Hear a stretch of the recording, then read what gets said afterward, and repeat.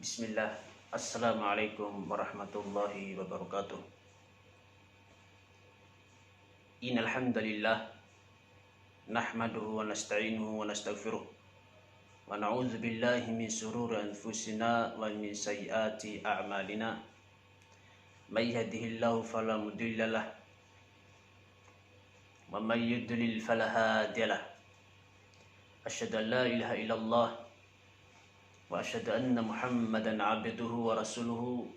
Qala Allah Ta'ala fi kitabihil karim, ya ayyuhalladzina amanu taqullaha haqqa tuqatih wa la tamutunna illa wa antum muslimun.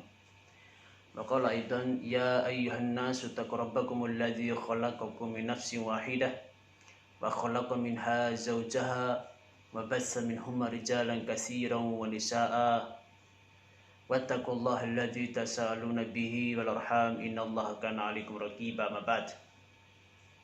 Fa inna asdaqal hadits kitabullah wa khairul huda huda Muhammad sallallahu alaihi wasallam wa syarrul umuri muhdatsatuha fa inna kulla muhdatsatin bid'ah wa kulla bid'atin dhalalah wa kulla dhalalatin finnar. Ikhwati rahimani wa rahimakumullah. Pada kesempatan yang mulia ini kita bersyukur kepada Allah Subhanahu wa taala atas nikmatnya kepada kita semua, yaitu nikmat kesempatan dan nikmat kesehatan.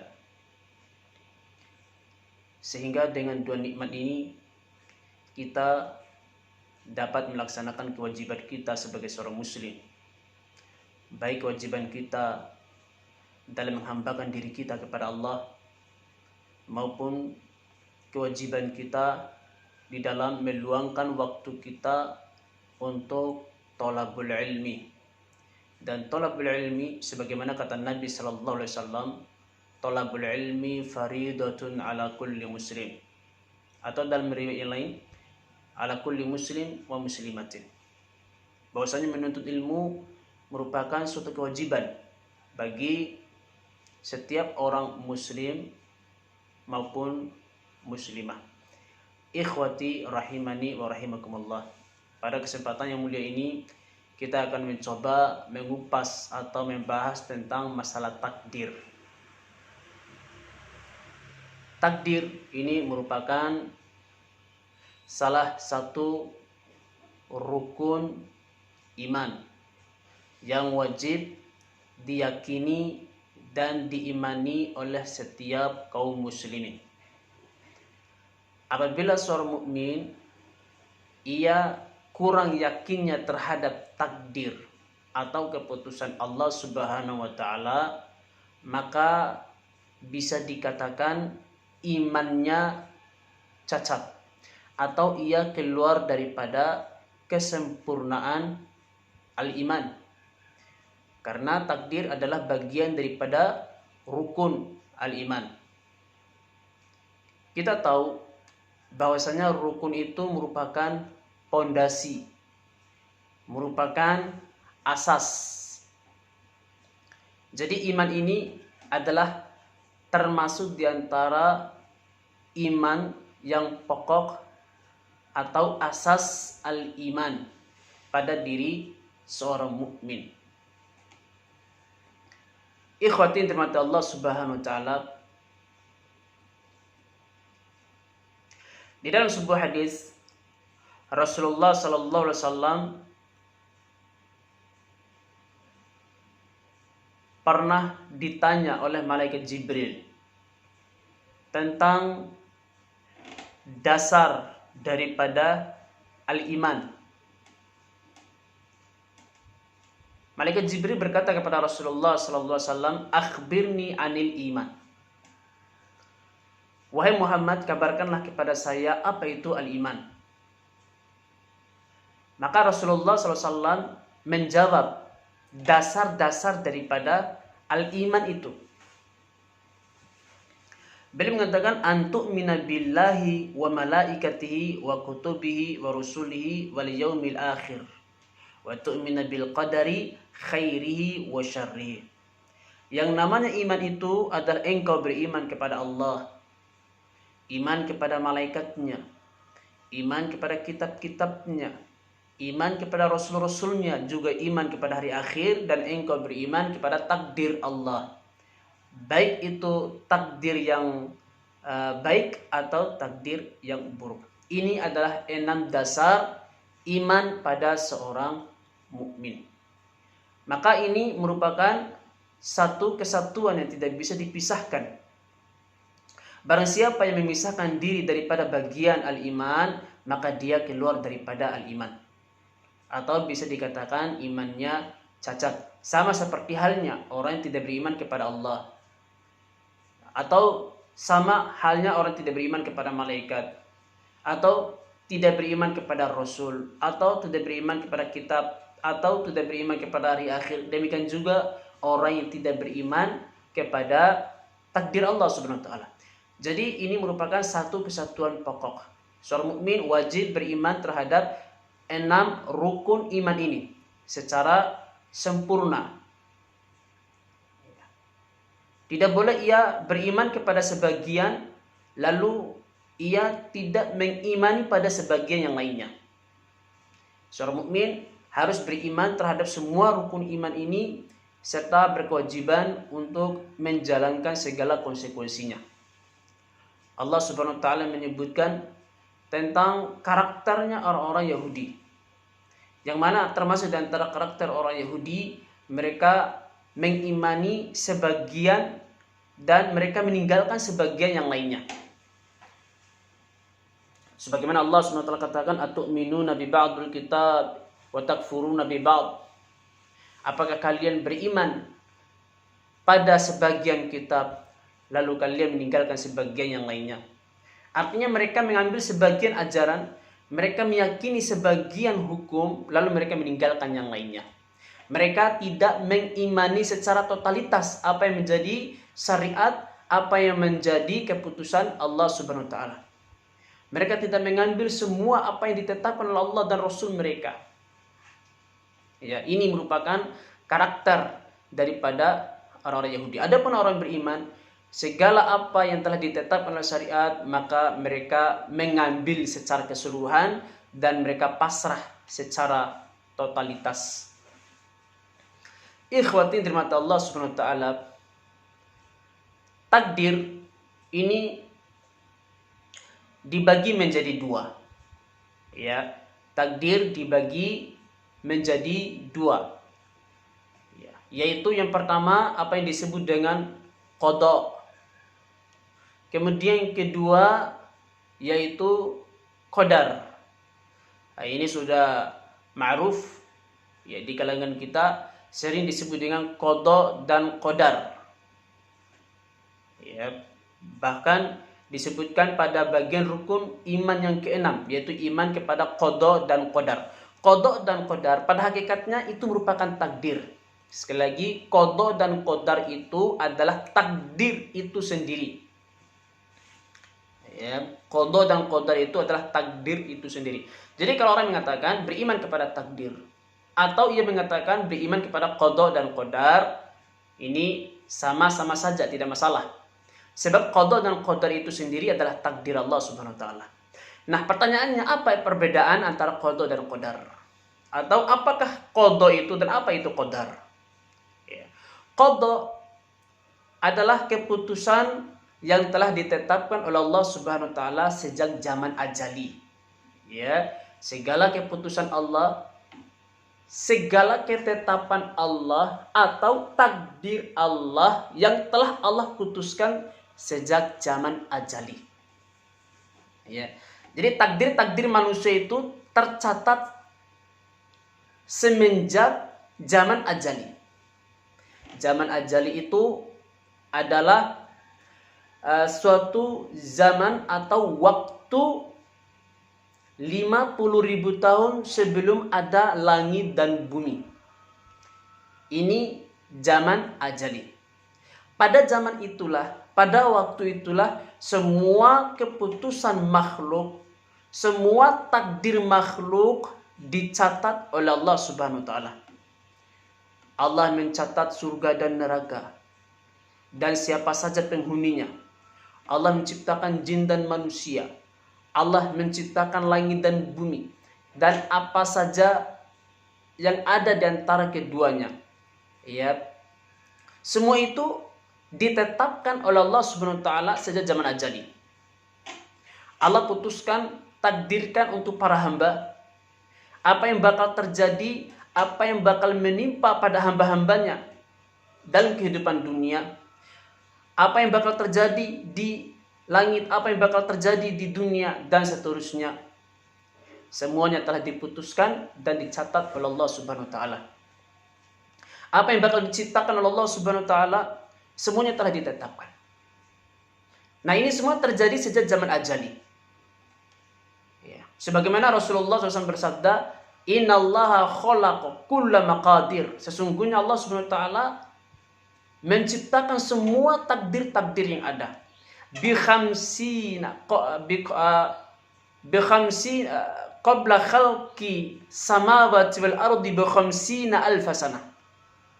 Sebelum diciptakannya langit dan bumi 50.000 tahun. Ya. Jadi 50.000 tahun sebelum ada langit dan bumi, Allah Subhanahu wa taala telah menciptakan takdir terlebih dahulu. Apa yang bakal diciptakan Allah Subhanahu wa taala, apa yang bakal terjadi, ya. 50.000 tahun sebelum ada langit dan bumi, terlebih dahulu Allah menetapkan keputusan untuk manusia. Ya. Demikian pula perkara-perkara yang terjadi di antara manusia, apa yang bakal terjadi nanti di kemudian hari setelah Allah menciptakan langit dan bumi dan seterusnya. Semuanya telah Allah Subhanahu wa taala tetapkan takdirnya. Ini namanya qada, yaitu takdir yang telah Allah Subhanahu wa taala catat. Takdir ini telah Allah catat di dalam sebuah lembaran yang sangat luas dan lembaran yang sangat besar sekali yang disebut dengan Lauh Mahfuz. Ya, jadi ikhwatin dirahmati Allah Subhanahu wa taala, 50.000 tahun sebelum ada langit dan bumi, nama kita sudah tercantum di Lauh Mahfuz. 50.000 tahun sebelum ada dan langit, saya berdiri di hadapan Anda ini sudah terlebih dahulu dicatat oleh Allah Subhanahu wa taala di sana. Dan semua yang bakal terjadi. Terjadinya virus corona di tahun 2019 sampai tahun 2020, insya Allah, ya, itu semua telah dicatat oleh Allah Subhanahu wa taala sejak 50.000 tahun sebelum ada langit dan bumi. Jadi intinya, ikhwati dirahmati Allah Subhanahu wa taala, semua yang ada, semua ciptaan Allah Subhanahu wa taala dan apa yang bakal terjadi di antara makhluk Allah, semuanya telah dicatat oleh Allah Subhanahu wa taala tanpa terkecuali. Tidak ada yang luput dari Allah Subhanahu wa taala. Semua apa yang bakal terjadi dan semua yang sedang terjadi, ya, dan semua yang telah terjadi, semuanya tidak luput daripada catatan Lauh Mahfuz semenjak 50.000 tahun sebelum diciptakannya langit dan bumi. Jadi ini disebut dengan qada. Allah telah menetapkan takdir seluruh makhluknya 50.000 tahun sebelum ada langit dan bumi. Tidaklah daun yang jatuh di tengah-tengah hutan belantara, melainkan itu telah tercatat fi kitabim mubin, di dalam sebuah catatan yang jelas dan terang. Dan tidaklah seekor ikan yang sangat kecil yang berada pada kedalaman samudra yang sangat dalam sekali, kemudian dimakan oleh ikan yang besar, melainkan semuanya telah tercatat fi kitabim mubin, ya, pada kitab yang mulia. Ya. Jadi qada, takdir Allah yang namanya qada ini Allah tetapkan semenjak zaman ajali. Ya. Dan makhluk Allah Subhanahu wa taala yang pertama kali Allah ciptakan sebelum ada segala sesuatu adalah qalam, pena. Ya. Pena, qalam, atau pensil. Itulah makhluk yang pertama kali yang Allah ciptakan sebelum ada langit dan bumi. dan sebelum ada apa-apa yang ada di antara keduanya. Sebelum ada surga dan neraka. Sebelum ada jin dan manusia. Dan sebelum ada segala makhluk Allah Subhanahu wa taala, ketika Allah Subhanahu wa taala masih Hayyu Qayyum, dia yang hidup dengan sendirinya, berdiri dengan sendirinya, dan tidak ada sesuatu apapun. Dialah Allah Subhanahu wa taala zat yang abadi. Huwal awwal wal akhir, dialah yang pertama kali, dia pula yang terakhir. Tidak ada sesuatu melainkan dia Allah zat yang hanya dialah Allah yang sendiri, al-awwal wal akhir. Kemudian setelah itu Allah Subhanahu wa taala menciptakan makhluknya pertama kali, yaitu al-qalam. Sebagaimana Allah Subhanahu wa taala berfirman, awwalu ma khalaqallahu al-qalam. Yang pertama kali Allah ciptakan dari makhluknya adalah qalam, pena. Ya. Setelah Allah Subhanahu wa taala menciptakan pena, maka pena itu pun berdiri di hadapan zat yang maha mulia. Qalam, pena itu pun berdiri di hadapan Allah dengan penuh ketundukan, yang siap menerima perintah Allah Subhanahu wa taala. Allah Subhanahu wa taala berfirman, "Uktub ya qalam," wahai pena, catatlah wahai pena. Maka pena ini berkata, "Wa ma aktub," apa yang harus saya catat ya Rabb? Maka Allah katakan, "Uktub kullal maqadir," catatlah segala takdir-takdir yang ada. Catatlah segala peristiwa-peristiwa yang bakal terjadi sampai hari kiamat. Maka berdasarkan perintah Allah yang Maha Kuasa, pena itu pun berjalan sesuai dengan kehendak, sesuai dengan keinginan Allah, dan sesuai dengan perintah Allah Subhanahu wa taala. Maka qalam itu pun mencatat. Tercatatlah penciptaan langit dan bumi, dan apa-apa yang bakal terjadi. Dan tercatatlah bagaimana penciptaan jin, dan apa-apa yang bakal terjadi di kalangan jin. Demikian pula tercatatlah penciptaan manusia dan apa-apa yang bakal terjadi pada manusia, semuanya sampai hari kiamat. Tercatatlah surga dan neraka, dan semua apa yang terjadi semuanya telah tercatat. Tidak ada yang luput dari catatan Allah Subhanahu wa taala. Tidak ada yang luput dari catatan Allah Subhanahu wa taala. Sampai akhirnya selesai catatan itu. 50.000 tahun kemudian baru Allah Subhanahu wa taala mengeksekusi, mewujudkan, merealisasikan apa yang sesuai pada lembaran-lembaran yang tercatat tadi. Jadi ikhwatin dirahmati Allah Subhanahu wa taala, takdir Allah Subhanahu wa taala, semua ketetapan Allah dan semua yang bakal terjadi telah ada sejak zaman ajali. Allah mencatatnya di dalam kitab Lauh Mahfuz. Dan semuanya itu sudah ada, ya, dan itulah yang bakal terjadi suatu saat nanti. Jadi takdir Allah itu sudah tercatat. Nabi bersabda, "Rufi'atil aqlam wa jaffatis suhuf." Qalam itu telah diangkat sedangkan tinta telah kering. Sedangkan tinta telah kering. Artinya apa? Semuanya bakal terjadi sesuai dengan apa yang dicatat oleh Allah Subhanahu wa taala di dalam lembaran takdirnya itu. Dan takdir Allah Subhanahu wa taala tidak bisa dirubah lagi. Sebab kata Nabi, qalam itu sudah diangkat dan pena dan tinta sudah kering. Ya, tidak bisa dirubah lagi. Mau dirubah gimana? Ya, qalam sudah diangkat, tidak ada lagi qalam, dan tinta sudah kering. Kalau sudah kering tidak bisa dihapus dan tidak ada qalam untuk mencatatnya kembali. Artinya semuanya bakal terjadi sesuai dengan apa yang telah ditetapkan oleh Allah Subhanahu wa taala, sesuai dengan apa yang telah dicatat oleh Allah Subhanahu wa taala. Inilah yang disebut dengan qada, ketentuan Allah yang sudah tercatat. Ketentuan Allah yang bakal terjadi suatu saat nantinya. Dan itu semua sudah ada sejak zaman ajali. Jadi ikhwatin dirahmati Allah Subhanahu wa taala, kalau ditanya mana yang lebih dulu ada, ya, kita dengan langit dan bumi, ya tentunya di dalam catatan qada nama-nama kita sudah tercatat sebelum Allah menciptakan langit dan bumi. Ya, nama-nama kita sudah tercatat sebelum ada langit dan bumi. Ya. Dan semua yang terjadi di antara manusia itu semua telah tercatat. Ya, semuanya telah tercatat. Ini pengertian daripada qada. Adapun qadar itu adalah actionnya.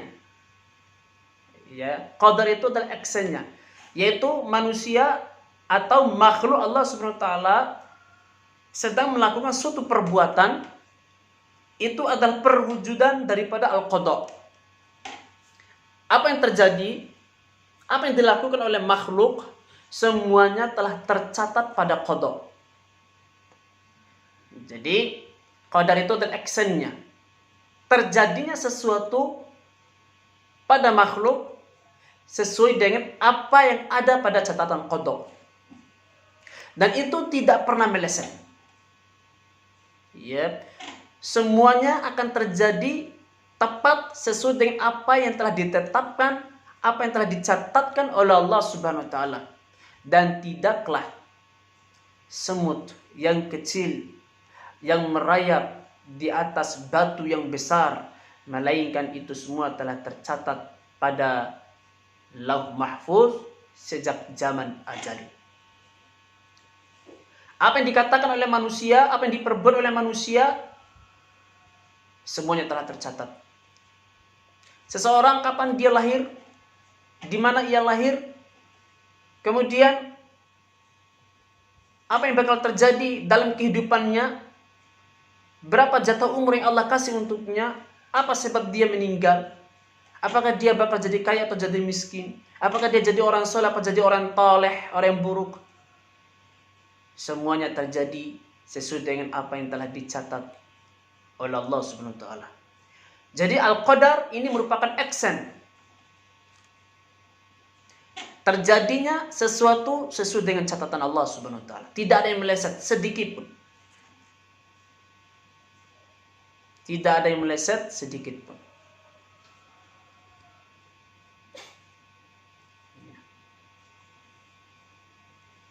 Ibaratkan ya perfilman. Sebelum orang membuat film, itu kan mesti membuat catatan dulu. Dibuatkan catatannya ya oleh pembuat film itu. Kemudian lembaran-lembaran itu dibagikan kepada pemainnya.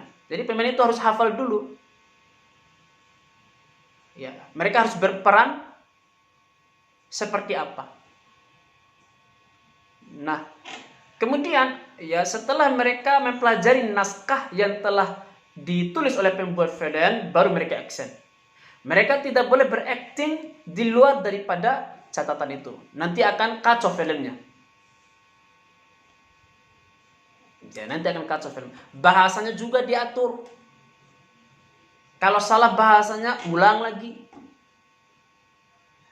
Kalau salah aktingnya, ulang lagi. Tidak sesuai dengan naskah. Ya, karena film itu sudah diatur sudah demikian rupa, dicatat sebaik-baiknya. Jadi actionnya juga harus sesuai dengan apa yang ada pada catatan itu, sehingga film itu menjadi bagus.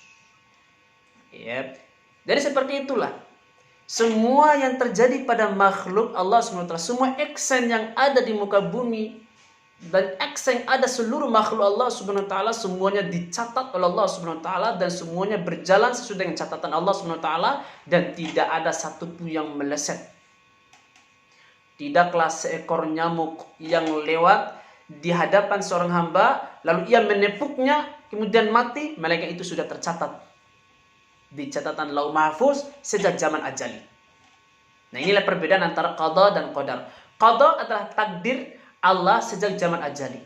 Allah telah membuat ketentuan, keputusan untuk hambanya di zaman ajali itu. Kemudian al-qadar itu adalah actionnya. Ya, takdir Allah yang berjalan, yang sedang berlangsung dan akan berlangsung sesuai dengan qada tadi. Qadar itu tidak akan meleset daripada apa yang telah ditetapkan Allah yang disebut dengan qada. Jadi qada dan qadar kedua-duanya sama takdir Allah. Qada dan qadar kedua-duanya sama takdir Allah. Ya, hanya saja qada itu lebih dulu ada sejak zaman ajali. Adapun qadar itu adalah actionnya.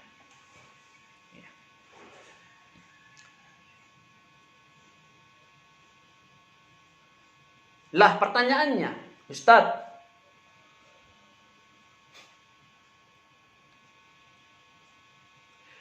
apakah takdir Allah Subhanahu wa taala itu bisa dirubah? Nah, ini permasalahan. Apakah takdir Allah Subhanahu wa taala itu bisa dirubah? Kalaupun segala sesuatu telah diputuskan, untuk apa kita disuruh untuk berusaha? Untuk apa kita disuruh untuk melakukan ini dan itu? Kan semuanya telah ditakdirkan. Rezeki kita sudah ditetapkan, sudah ditakar oleh Allah Subhanahu wa taala. Ya, ngapain kita disuruh untuk bekerja keras? Kan sudah ditakdirkan rezeki kita. Nah, apakah takdir itu bisa dirubah? Jawabannya yang pertama, bahwasanya Allah Subhanahu wa taala merahasiakan takdir tersebut untuk hambanya. Itu yang pertama. Masalah perubahan takdir ini tergantung daripada usaha dan kemauan seorang hamba. Ya. Jadi yang pertama ini harus ada usaha seorang hamba dulu. Kita tidak tahu takdir kita seperti apa. Yep. Jangan kita berpikir, ngapain saya berusaha, ngapain saya bekerja keras. Kan semuanya sudah ditakar oleh Allah. Ngapain saya bekerja, kan rezeki saya sudah ditentukan oleh Allah Subhanahu wa taala. Yep. Jadi tidak boleh dia berhujjah atau berdalil dengan takdir terlebih dahulu. Seorang hamba bisa merubah kehidupannya, seorang hamba bisa merubah satu keadaan. Yang pertama, harus ada usaha dia terlebih dahulu. Harus ada usaha dia terlebih dahulu. Baru kemudian bagaimana hasilnya, itulah takdirnya dia. Jadi itu yang pertama. Jadi tidak boleh dia melangkah kepada takdir terlebih dahulu. Kalau dia ingin merubah keadaannya, kalau ia ingin mengetahui hakikat takdir dia yang sebenarnya, ini setelah dia berusaha. Jadi Allah Subhanahu wa taala menetapkan adanya usaha dan kemauan seorang hamba sebelum ada ketetapan Allah Subhanahu wa taala. Sebagaimana Allah Subhanahu wa taala berfirman, "Wa ma tasyauna illa ayyasha Allahu rabbul alamin." Tidaklah kalian berkehendak melainkan itu juga merupakan kehendak Allah Subhanahu wa taala. Artinya apa? Sebelum ada kehendak Allah, Allah menetapkan terlebih dahulu adanya kehendak seorang hamba. Ya, di sini Allah menetapkan adanya kesungguhan, adanya kemauan seorang hamba sebelum ada ketetapan Allah Subhanahu wa taala. Jadi kita ingin mengetahui hakikat atau takdir kita yang sebenarnya, maka seorang hamba harus merubah dirinya terlebih dahulu, harus ada usaha. Ya. Kalau seorang hamba ingin merubah keadaannya, merubah takdirnya, maka rubahlah dirinya terlebih dahulu. Yep. Kalau kondisi seorang misalnya miskin, itu kan sudah ditakdirkan Allah Subhanahu wa taala. Kalau dia mengatakan saya ingin merubah ini semua, saya ingin jadi orang yang kaya misalnya, dia harus merubah keadaannya dengan usahanya. Yep. Kalau dengan usahanya tersebut dia berhasil, maka itulah hakikat daripada takdirnya dia sebenarnya.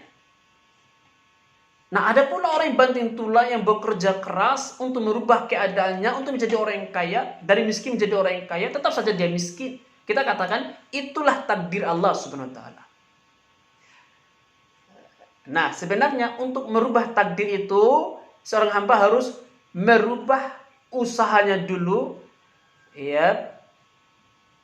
Punya kemauan terlebih dahulu, baru seseorang melihat hakikat daripada takdirnya. Ya. Jadi Perubahan takdir itu ada pada perubahan usaha seorang hamba. Itu yang pertama. Yang kedua, bahwasannya catatan takdir, ya, hakikatnya bisa dirubah. Hakikatnya, ya, yaitu dengan cara seorang hamba berdoa kepada Allah Subhanahu wa taala. Takdir secara hakikat bisa dirubah. Artinya bukan dari usaha seorang hamba itu sendiri, tetapi hakikat daripada takdir itu sendiri bisa dirubah. Tapi ini pengecualian, yaitu dengan berdoa kepada Allah Subhanahu wa taala. Sebagaimana Rasulullah SAW bersabda, la yaruddu al-qadara illa bid-du'a.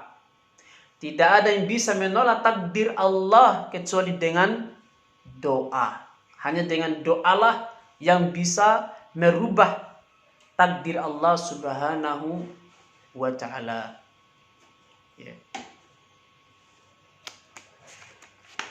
Ikhwati rahimani wa rahimakumullah.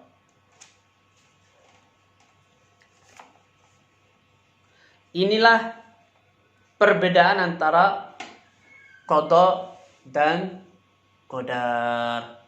Tapi barakallahu fikum, mungkin demikian yang ana jelaskan, semoga bermanfaat insyaallah taala. Bagi ikhwan yang ingin bertanya, silakan di kolom komentar, kami persiapkan pertanyaan dan di situ juga kami akan memberikan jawaban.